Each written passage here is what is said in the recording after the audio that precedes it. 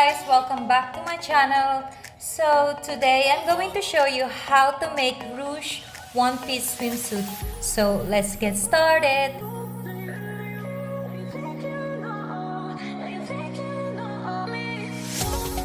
For the materials, you will need the Irish ruched pattern, a swimwear fabric, thread, scissors or a rotary cutter, and the rubber elastic. Take your pattern, the fabric, and the rotary cutter or scissors if you do not have a rotary cutter. If you do not have a rotary cutter, I advise you to get one as it's so much easier to cut the fabric, especially in curved areas. Fold your fabric facing the right side and make sure that your fabric is aligned. Place the pattern on the top of your fabric. I'm using weighted washers so that my fabric doesn't move when I cut the fabric. And of course, you can use pins if you do not have washers. I prefer using weighted washers because it saved me so much time. Later, I will be using lots of pins when we start matching up our fabric, which you will see later in the video. I will be using two different colors of fabric. So my outer fabric is neon and my inner fabric is plain white.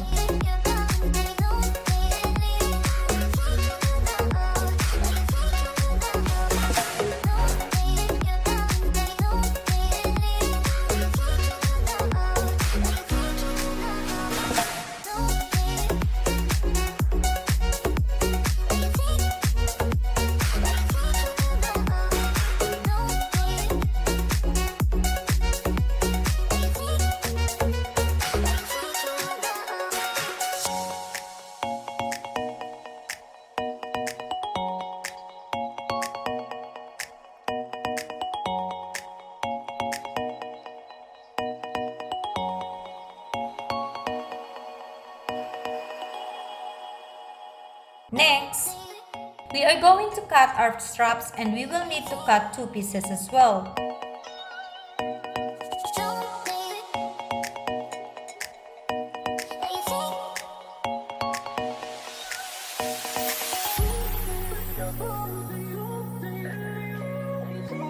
After cutting our pieces, we are now going to match up front to front and back to back, facing the right side.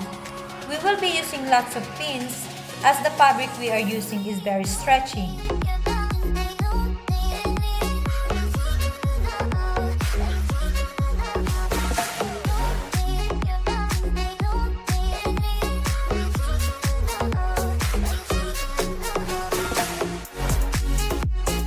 Then we are going to sew only the leg holes area which is shown in the illustration. I'm using my serger, and if you do not have a serger, you can use your normal sewing machine using zigzag stitch. Also, fold your straps right side together and use pins.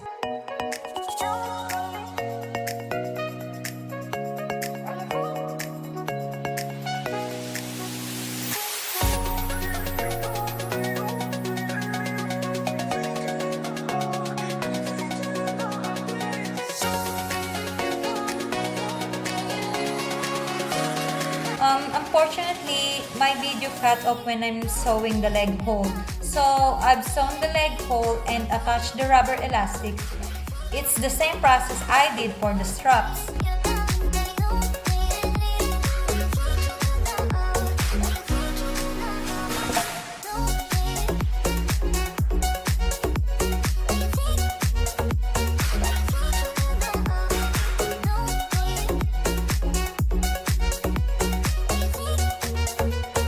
After sewing the leg hole, we now need to turn the front piece to the right side, and we are going to insert the front piece to the back piece gusset area and match it up using pins, then sew it using a stretch stitch.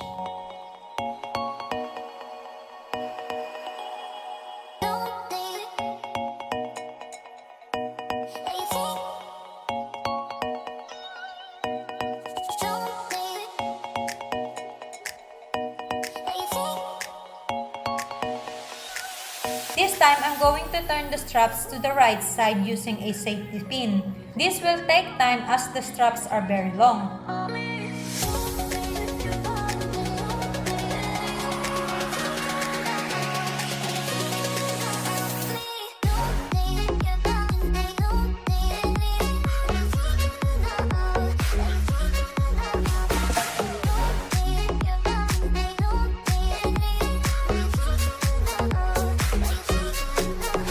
sew a straight stitch in the gusset area and cut the excess fabric, and we are going to turn the back piece to the right side.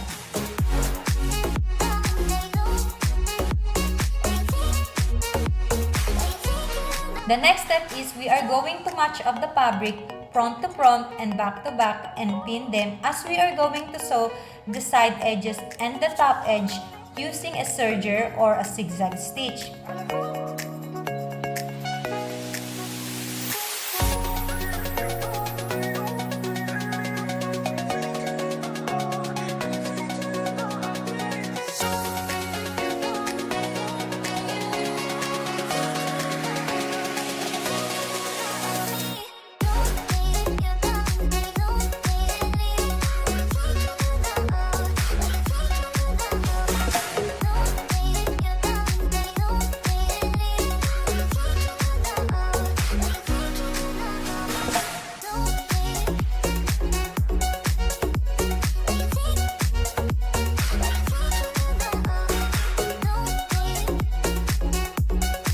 After that, we are going to cut the excess thread.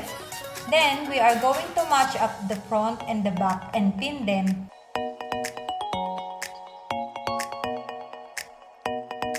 This time, we will be sewing a stretch stitch about 1 cm width and 10 cm long, starting from the leg hole to the waist. You can change the length you want. It's all up to you, but for me, I will stick to the pattern guidelines.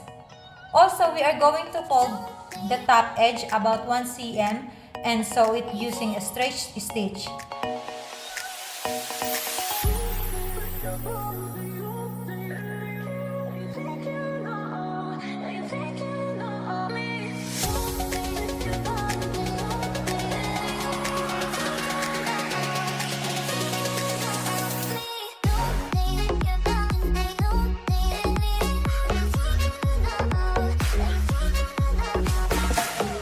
Next, we are going to fold 1 cm of the front and the back edge from the inside and sew a stretch stitch at the very end of the edge.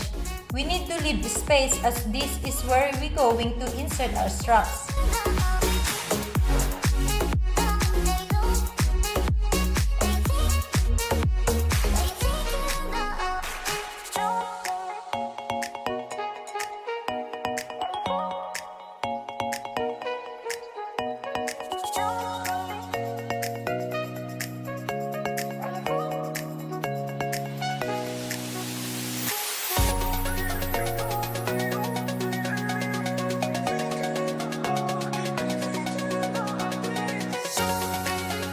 So we are almost done. We are now going to insert the straps starting from the top to the end.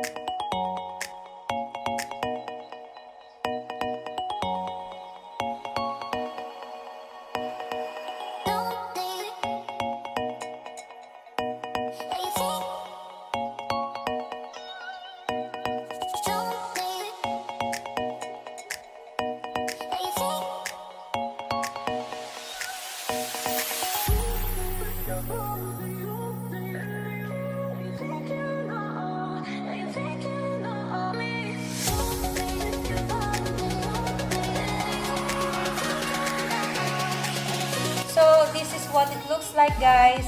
I really love this swimsuit and I love the color. Thank you for watching. Please don't forget to subscribe my channel. See you in the next video.